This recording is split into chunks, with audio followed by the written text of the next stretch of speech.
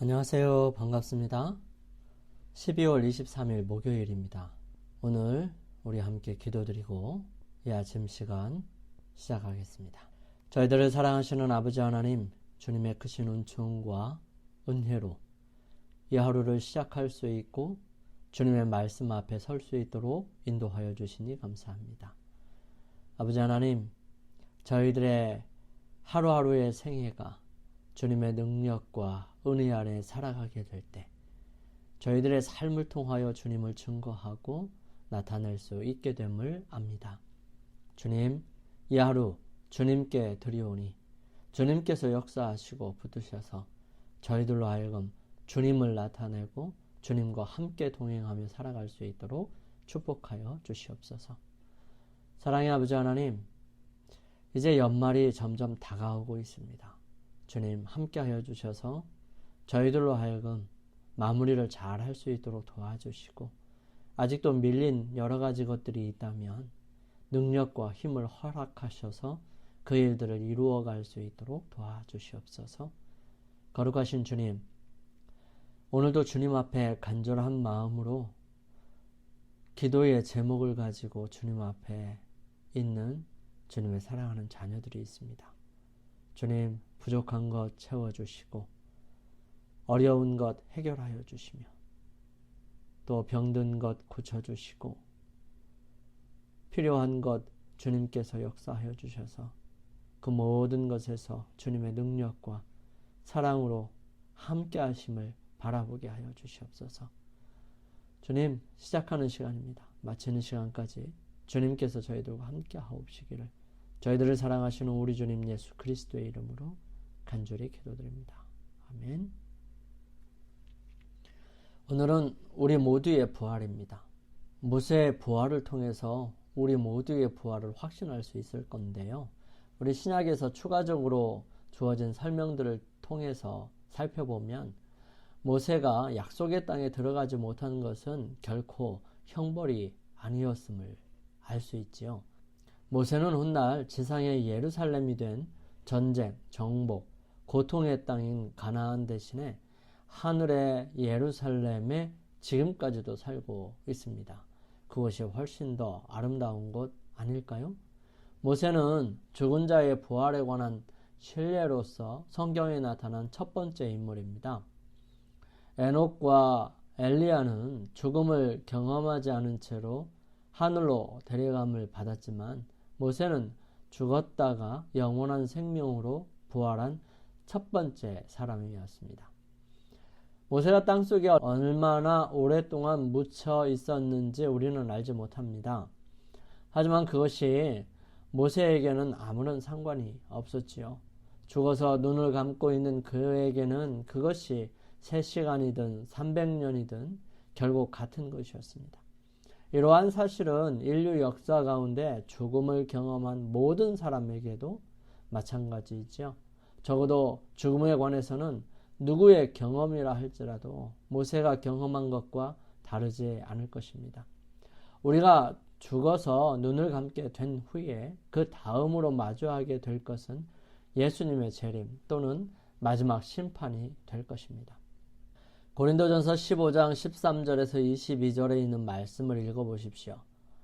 이곳에서 어떤 위대한 약속을 발견하게 될까요? 또한 죽은 자들이 부활 때까지 그리스도 안에서 잠들어 있다는 사실을 깨달을 때만 바울의 말을 제대로 이해할 수 있는 이유가 여기에 있습니다. 만일 죽은 자의 부활이 없으면 그리스도도 다시 살아나지 못하셨으리라. 그리스도께서 만일 다시 살아나지 못하셨으면 우리가 전파하는 것도 헛것이요 또 너희 믿음도 헛것이며 또 우리가 하나님의 거짓 증인으로 발견되리니 우리가 하나님이 그리스도를 다시 사셨다고 증언하였습니다. 만일 죽은 자가 다시 살아나는 일이 없으면 하나님이 그리스도를 다시 살리지 아니하셨으리라. 만일 죽은 자가 다시 살아나는 일이 없으면 그리스도도 다시 살아나신 일이 없었을 터이요 그리스도께서 다시 살아나신 일이 없으면 너희의 믿음도 헛되고 너희가 여전히 죄 가운데 있을 것이요 또한 그리스도 안에서 잠자는 자도 망하였으리라. 만일 그리스도 안에서 우리가 바라는 것이 다만 이 세상의 삶뿐이면 모든 사람 가운데 우리가 더욱 불쌍한 자이리라. 그러나 이제 그리스도께서 죽은 자 가운데서 다시 살아나사 잠자는 자들의 첫 열매가 되셨도다. 사망이 한 사람으로 말미암았으니 죽은 자의 부활도 한 사람으로 말미암는도다. 아담 안에서 모든 사람이 죽은 것 같이 그리스도 안에서 모든 사람이 삶을 얻으리라. 부활에 대한 소망이 없으면 우리에게는 아무런 소망이 없는 것과 마찬가지입니다. 그리스도의 부활은 우리 또한 그렇게 될 수 있음에 대한 보증이지요. 그리스도께서는 우리의 희생양으로서 십자가에 달리심으로 우리의 죄를 정결하게 하는 일을 하시고 죽으셨다가 다시 살아나셨습니다. 그리고 그분의 부활하심으로 인해 우리는 우리의 부활에 대해서도 확신을 가질 수 있습니다. 그리스도께서 행하신 일에 근거하여 모세는 부활하게 되었고요. 그리스도께서 행하신 일 때문에 우리 또한 부활하게 될 것입니다. 그리스도께서 행하신 일에 근거하여 모세는 부활하게 되었으며 그리스도께서 행하신 일 때문에 우리 또한 부활하게 될 것입니다. 예수님의 부활하시는 사건을 살펴본다면 우리는 더욱 확신을 가질 수 있게 될 것입니다. 시대의 소망에 있는 말씀을 정리해서 여러분과 함께 나누고자 합니다. 예수님께서 무덤 속에 누워 계실 때에 사단은 승리의 계가를 불렀을 것입니다. 그는 대담하게도 구주께서 그분의 생명을 다시 취하지 않기를 바랬습니다. 그는 주님의 시체에 대한 권리를 주장하면서 그리스도께서 죄수로서 갇혀 있도록 무덤 주위에 그의 파수꾼들을 세웠습니다. 하늘의 사자가 가까이 다가오자 그의 천사들이 도망했지요. 그때 사단은 심히 분노하였습니다. 그리스도께서 의기양양하게 무덤에서 나오시는 것을 보고 그는 그의 왕국의 종말이 올 것을 알았고 마침내 자기 자신이 죽게 된다는 것을 알았습니다. 그리스도를 죽도록 내어주는 일에 있어서 제사장들은 자신들을 사단의 도구로 만들었지요. 이제 그들은 완전히 그의 권세하에 있게 되었습니다. 그들은 빠져나올 길이 없는 덫에 걸려서 그리스도와의 싸움을 계속할 수밖에 없게 되었는데요. 그리스도의 부활에 대한 보고를 듣고 그들은 백성들의 분노를 무서워하였습니다. 그들은 자신들의 목숨이 위태롭게 되었음을 느꼈습니다. 그들의 유일한 희망은 그리스도께서 부활하신 사실을 부정함으로 그분이 사기꾼이었다는 것을 입증하는 것뿐이었습니다. 그들은 군병들을 뇌물로 매수하고 빌라도에게서는 그 일에 대해 침묵하겠다는 보증을 얻어냈습니다. 그들은 원근의 거짓 보고를 퍼뜨렸습니다. 그러나 그들이 침묵시킬 수 없는 증인들이 있었습니다. 많은 사람들이 그리스도의 부활에 대한 군병들의 증언을 들었습니다. 죽었다가 그리스도와 함께 살아난 사람들 중에 어떤 이들이 많은 백성들 앞에 나타나서 그리스도께서 살아나셨음을 선포했습니다. 제사장들은 이 살아난 자들을 만나 그들의 증언을 들은 사람들로부터 그분의 부활에 대한 보고를 받았습니다.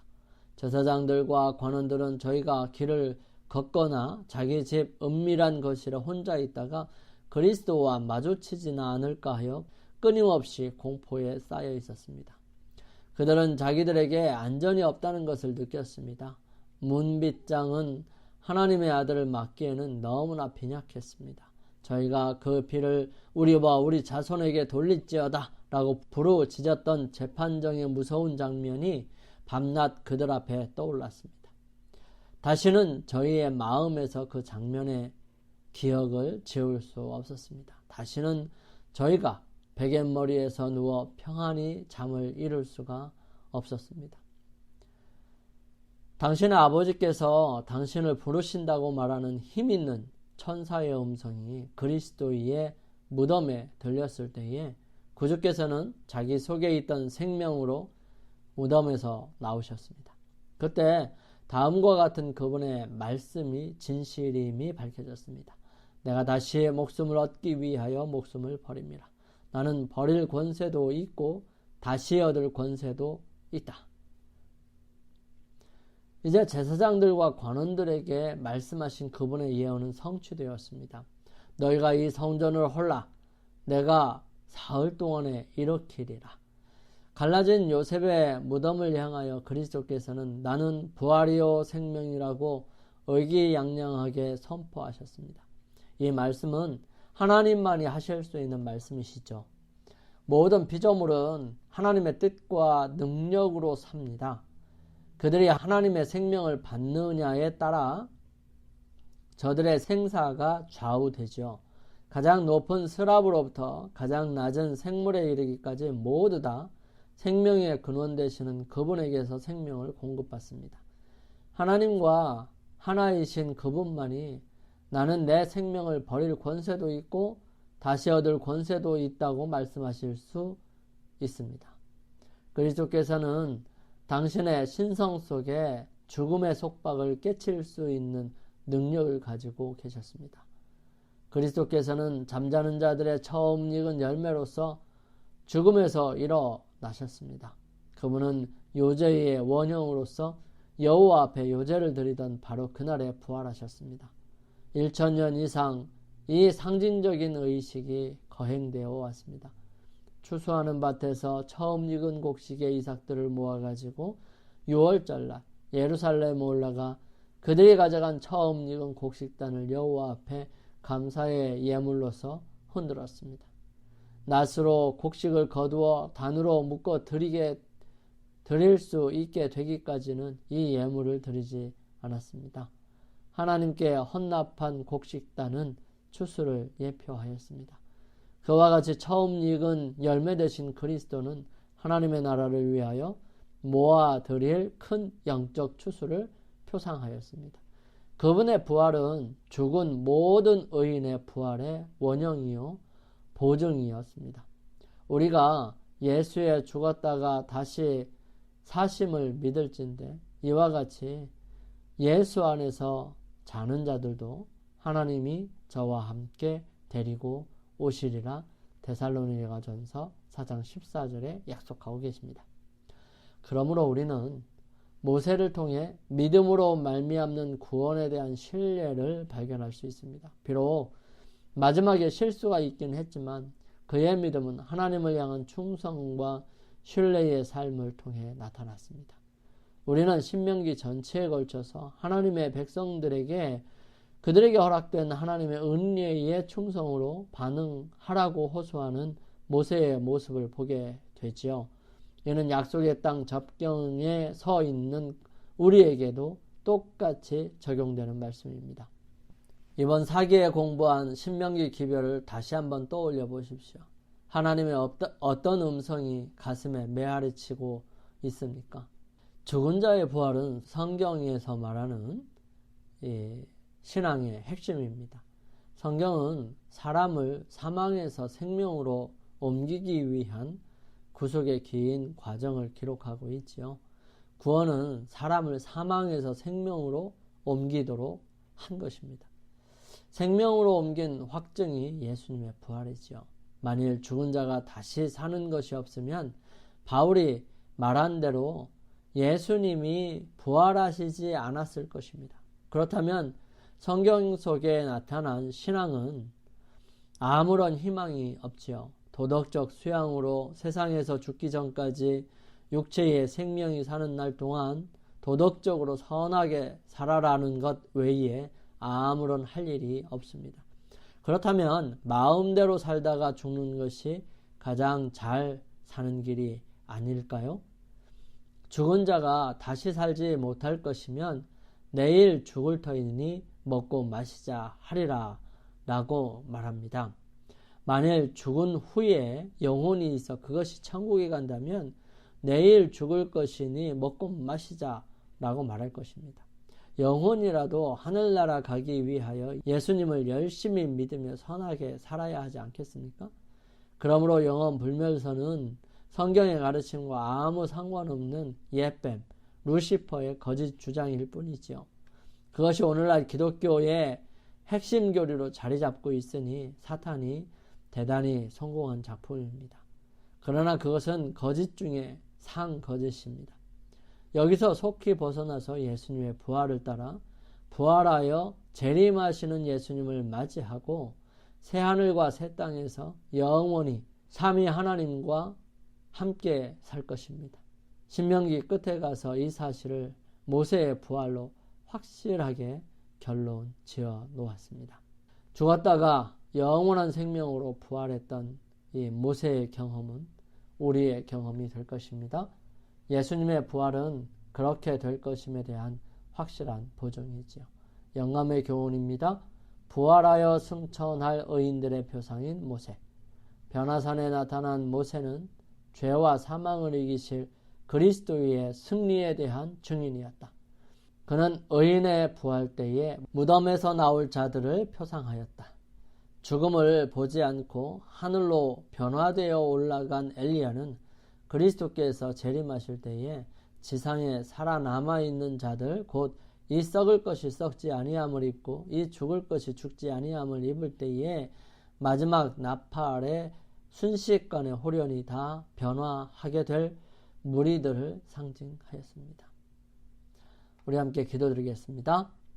사랑의 아버지 하나님, 죄로 인해 영생을 상실한 우리들이 예수님을 믿는 믿음을 통해 부활의 소망을 갖고 살아갈 수 있음에 얼마나 감사한지요. 그 위대한 소망을 삶 속에서 나누며 살아가는 그리스도인이 되게 하여 주시옵소서. 주의 거룩하심이 저희들의 삶을 인도하시고 붙드심으로 그 모든 일들을 이루어 주시옵기를 저희들을 사랑하시는 예수님의 이름으로 간절히 기도드립니다. 아멘. 자, 오늘 하루를 승리하시기 위하여 우리 하나님 앞에 머무는 시간을 좀 갖도록 하겠습니다. 저는 내일 아침 이 시간 다시 찾아뵙겠습니다. 감사합니다.